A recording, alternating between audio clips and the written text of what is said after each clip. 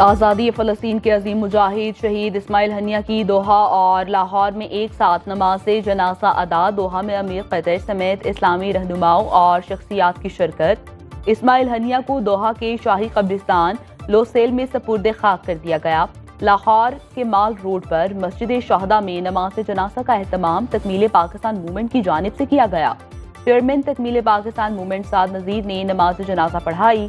Governor Punjab سردار سلیم حیدر کی شرکت۔ اسرائیل کو جواب دینے کے لیے مسلم امہ کے اتحاد پر زور۔ اجتماع میں شہر شہر سے لوگوں کی بڑی تعداد شریک ہوئی۔ نماز جنازہ اور دعا کے بعد اسرائیلی مظالم کے خلاف احتجاج بھی ریکارڈ کرایا گیا۔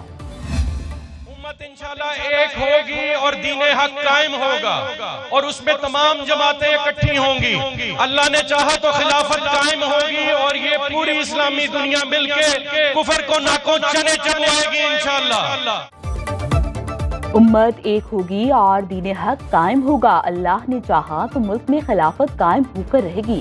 چیئرمین تکمیل پاکستان موومنٹ سعد نذیر کا لاہور مال روڈ پر شہید اسماعیل ہنیہ کے غائبانہ نماز جنازہ کے شرکاء سے خطاب۔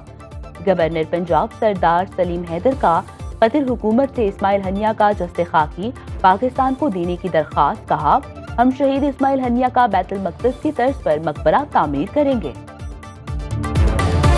اپنی گورنمنٹ سے بھی گزارش کرتا ہوں اور کروں گا، اور قطر گورنمنٹ سے ہم یہ گزارش کریں گے کہ اگر اسماعیل ہنیہ کا جسد خاکی ہمیں دیا جائے تو یہاں ہم سارے گورنمنٹ سے نہیں اپنے طور پہ مل کے اسماعیل ہنیہ کا مسجد اقصی کی طرز پہ یہاں پہ ہم ایسا مقبرہ تعمیر کریں گے کہ جو رہتی دنیا تک یاد رہے۔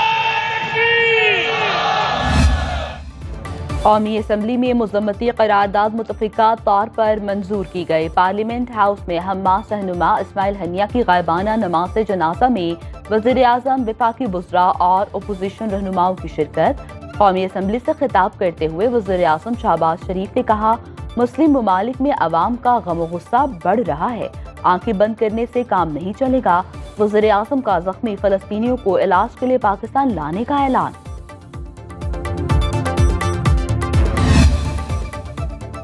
فلسطین قراردادوں سے آزاد نہیں ہوگا، مسلم دنیا کو اکٹھا ہونا ہوگا۔ Chairman P T I barrister Gohar کا قومی اسمبلی میں اظہار خیال۔ کہا، جب آپ اپنوں کو نہیں جوڑ سکتے تو اسرائیل کے خلاف بلاک کیسے بنائیں گے؟ امت کے متحد ہونے سے ہی فلسطینیوں اور کشمیریوں کو آزادی ملے گی۔ بانی پی ٹی آئی جلد باہر اور امت مسلمہ کی قیادت کریں گے۔ رہنما پیپلز پارٹی راجہ پرویز اشرف نے کہا، وزیر اعظم مذاکرات کا سلسلہ شروع کریں اور ملک بچائیں۔ ہمارے اتحاد سے اسرائیل ڈرے گا، ہم سب مل کر بھی کمزور اور اسرائیل اکیلا بھی طاقتور۔ عبدالغفور حیدری کا وزیر اعظم سے او آئی سی کا اجلاس بلانے کا مطالبہ۔ خالد مقبول نے کہا، اسرائیل کی صرف مذمت نہیں مرمت کرنی چاہیے۔ محمود اچکزئی نے کہا، نیتن یاہو کو دہشت گرد قرار دینا چاہیے۔ امریکی وزیر دفاع نے خالد شیخ محمد سمیت 3 ملزموں کی ڈیل ختم کر دی۔ امریکی وزیر دفاع لائیڈ آسٹن نے خالد شیخ محمد سمیت دیگر 2 ملزمان کے مقدمے کی نگرانی خود سنبھالی۔ ڈیل کے خاتمے کے بعد 11 ستمبر کے ملزموں کو سزائے موت دی جائے گی۔ امریکی وزیر دفاع کا کہنا تھا، خالد شیخ، ولید بن عطش اور مصطفیٰ الحواسی عمر قیدی کے اہل نہیں ہو سکتے۔ خطبے میں اسماعیل ہنیہ کی تاریخ پر گرفتار مسجد اقصی کے امام کو رہا کر دیا گیا۔ مسجد میں داخلے پر 8 اگست تک پابندی عائد۔ 85 سالہ امام شیخ اکرمہ صبری کو صہیونی فورسز نے حراست میں لیا تھا۔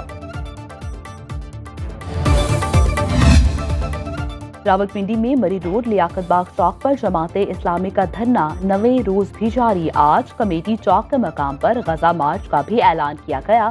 امیر جماعت اسلامی حافظ نعیم الرحمان وطن واپس پہنچ گئے۔ حافظ نعیم نے قطر سے ویڈیو لنک پر دھرنے سے خطاب کرتے ہوئے کہا، بجلی کے بل سیاست نہیں عوام کا مسئلہ ہے، اس طرح کی باتیں کر کے لوگوں کی توجہ نہ ہٹائیں۔ کہا، حکومت آئی پی پیز پر کوئی فیصلہ نہیں کر رہی، آنکھیں بند کرنے سے کچھ نہیں ہوگا، دھرنے بڑھتے جائیں گے، دی چوک چھوڑیں، ہم تو پارلیمنٹ ہاؤس جائیں گے۔ پنجاب میں سبزی اور فروٹ منڈیوں کی ڈیجیٹل مانیٹرنگ کا فیصلہ۔ ابتدا میں لاہور سمیت 6 بڑے شہروں کی منڈیوں کو ڈیجیٹلائز کیا جائے گا۔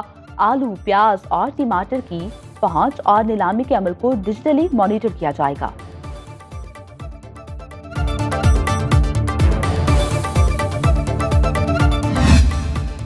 یہ کباڑ خانہ نہیں بلکہ بارش کا شاخسانہ ہے۔ لاہور میں حالیہ طوفانی بارش سے بجلی کا ترسیلی نظام بری طرح متاثر۔ لیسکو ریجن میں مجموعی طور پر 2500 بجلی کے میٹر جل گئے۔ نئے میٹرز لگوانے میں 2 سے 3 ہفتے لگیں گے۔ لیسکو ریجن میں گھریلو، کمرشل اور انڈسٹریل یونٹس کے ہزاروں میٹر جلے۔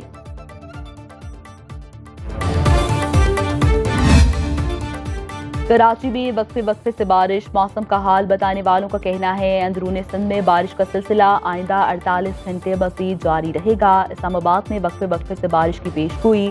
لاہور اور پشاور میں بھی مسئلہ ابر آلود۔ مانسہرہ میں موسلادھار بارشوں کے بعد رابطہ پل بہہ گئے۔ آمد و رفت منقطع ہونے سے علاقے میں اشیاء خورونوش کی قلت۔ جنوبی پنجاب کے مختلف حصوں میں بارشیں، بلوچستان میں آج سے بادل برسیں گے۔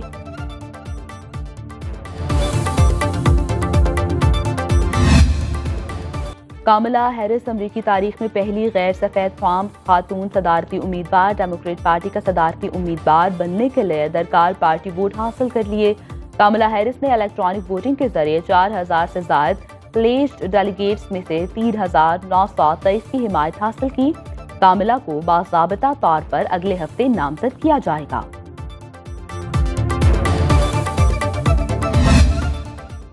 اور پی سی بی کی جانب سے کھلاڑیوں کے سینٹرل کانٹریکٹ کو آئندہ ہفتے حتمی شکل دیے جانے کا امکان۔ چیئرمین محسن نقوی نے سلیکشن کمیٹی اور کوچز سے مشاورت مکمل کر لی۔ سابق کپتان بکار یونس بھی اپنی رائے دیں گے۔ سینٹرل کانٹریکٹ میں شاداب، حارث رؤوف اور محمد نواز کی کیٹیگری میں تنزلی کا امکان۔